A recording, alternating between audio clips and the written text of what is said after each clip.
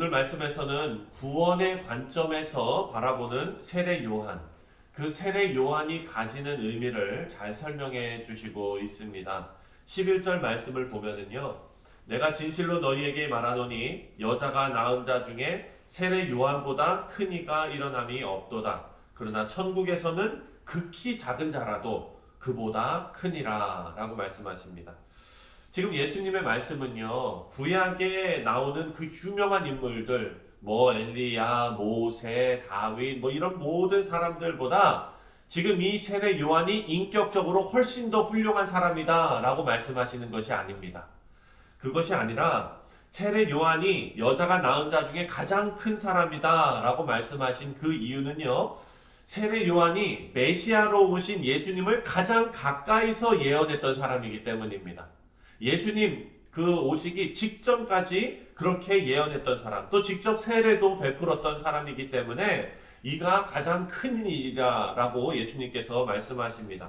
하지만 예수님의 그 다음 말씀을 우리가 주목해야 합니다. 세례 요한이 가장 큰 자인 것은 맞으나 천국에서는 지극히 작은 자라도 세례 요한보다 어떻다고 말씀하셨나요? 더 크니라 이렇게 말씀하셨어요. 세상에서 여자가 낳은 자 중에 가장 큰 자가 세례 요한이고 천국에서는 지극히 작은 자도 그 세례 요한보다 더 크다라고 말씀하신 이유는 뭘까요?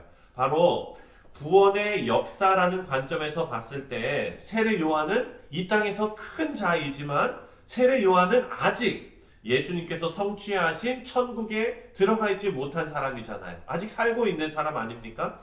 아직은 예수님의 구원이 성취되기 전에 예언한 사람이었습니다. 하지만 천국에서는 지극히 작은 자라도 세례 요한보다 크다. 그러니까 여러분, 천국은 어떻게 소유합니까?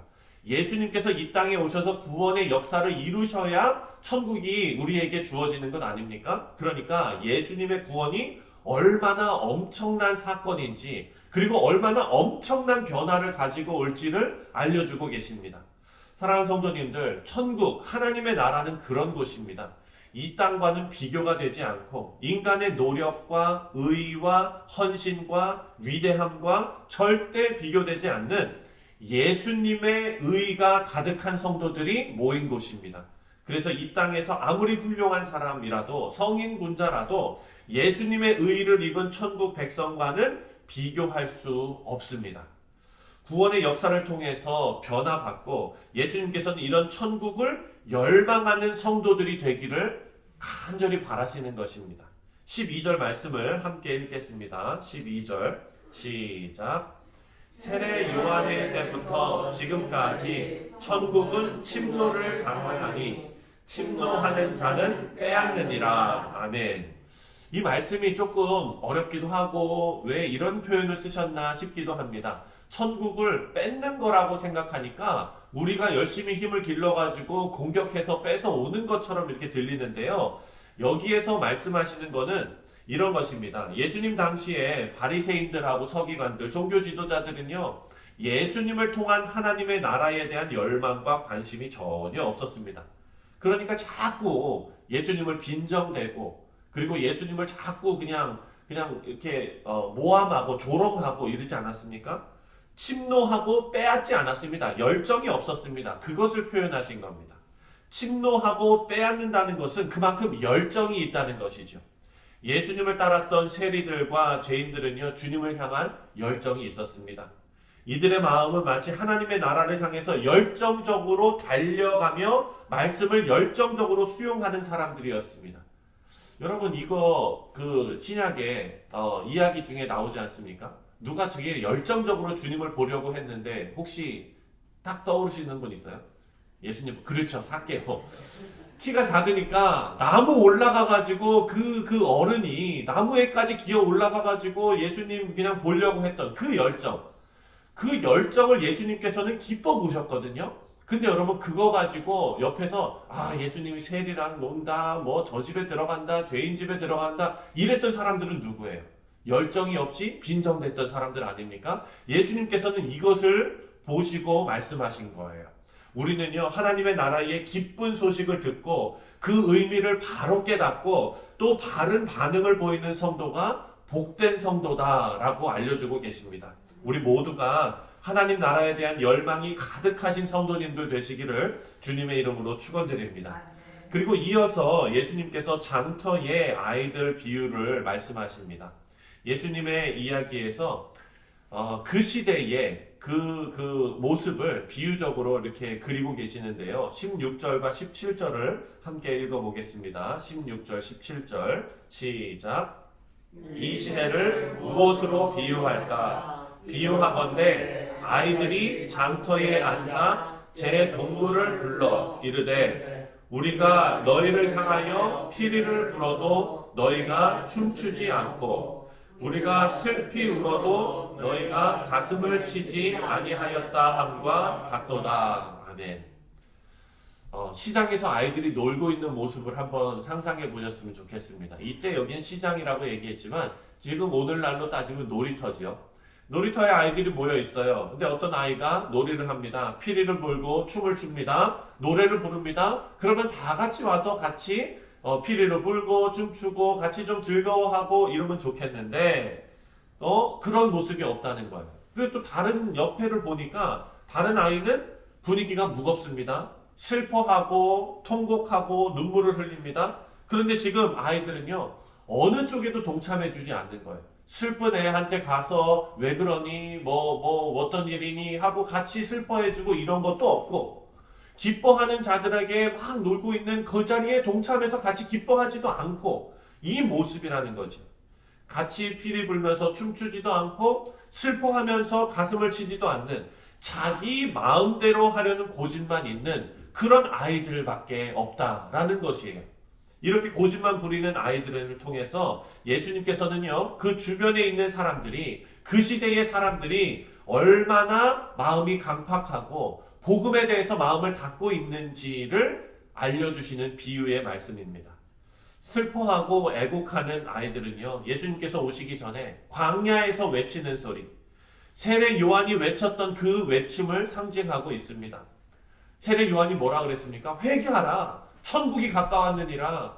가슴을 치면서 그렇게 세례 요한을 외쳤는데 애곡하고 슬퍼하며 회개하고 하나님께로 돌아오라는 그 외침에 오늘 본문 말씀 18절을 보면은요, 사람들이 어떻게 반응했는지 나옵니다. 18절입니다. 다 같이 시작. 요한이 와서 먹지도 않고 마시지도 아니하되 그들이 말하기를 귀신 들렸다 하더라. 예. 그들이 말하기를 뭐라 그랬어요? 귀신 들렸다 하더라.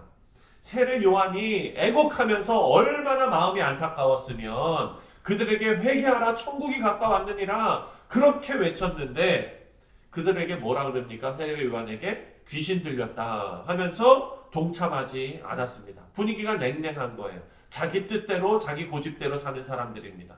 그리고 춤추고 노래하고 피리 부는 아이들은요, 예수님께서 이 땅에 오셔서 병든 자들을 고치시고 그리고 그들에게 기쁨을 주시고 죽은 자를 살리시고 또 죄인들과 함께 천국 만찬을 나누시면서 기쁜 친구가 되는 사역을 의미하고 있습니다.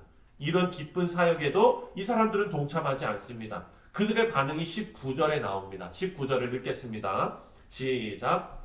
인자는 와서 먹고 마시매 말하기를 보라 먹기를 탐하고 포도주를 즐기는 사람이요 세리와 죄인의 친구로다 하니 지혜는 그 행한 일로 인하여 옳다함을 얻으니라. 아멘.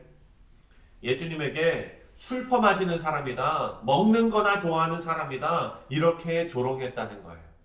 예수님께서 그들에게 진정한 기쁨을 주시고 생명의 양식을 주시고 계시는데 기쁨의 자리로 초대하고 계시는데 그들은 그렇게 받아들이지 않았습니다.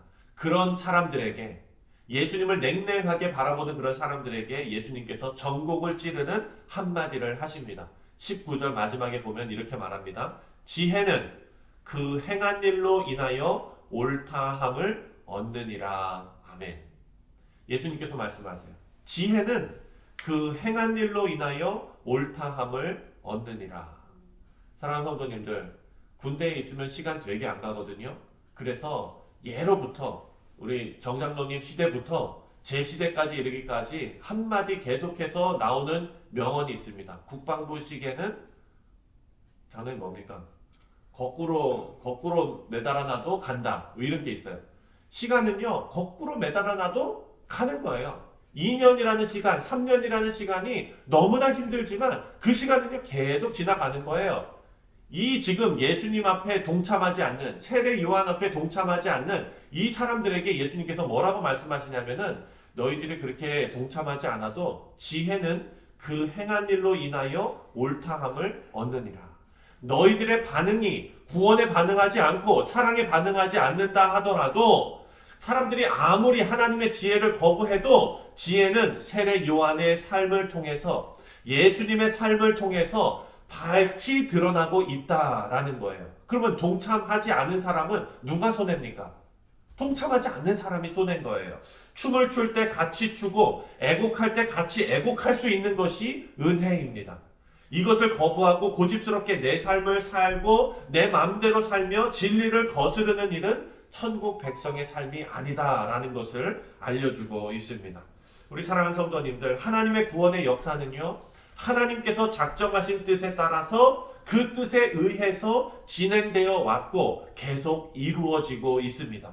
지혜는 그 행한 일로 인하여 옳다함을 얻고 있습니다. 하나님의 역사에 동참하는 성도가 복된 성도입니다. 바리새인들과 종교 지도자는요, 예수님께 냉담한 반응을 보이면서 스스로 그 복을 던진 것입니다. 하지만 참 생명이신 예수님을 보기 위해서 자기 체면 다 내던지고 나무 위로 올라가서 예수님을 만났던 삭개오, 그리고 예수님을 따랐던 그 제자들, 죄인들이 예수님과 함께 가고 세리들이 예수님과 함께 가고 창녀들이 예수님과 함께 갔습니다. 그들은 천국을 침노한 자들인 거예요. 열정을 가지고 예수님을 붙잡은 자들인 거예요. 그들에게 복이 있습니다. 사랑하는 성도님들, 여러분들은 어떻게 주님께 나아가시겠습니까? 우리 사랑하는 성도님들은 이 구원의 역사를 기쁨으로 반응하시는 성도님들 되시고 하나님의 크신 뜻과 그리고 하나님의 놀라우신 그 사랑에 항복하시는 성도님들 다 되시기를 주님의 이름으로 축원드립니다. 기도하겠습니다.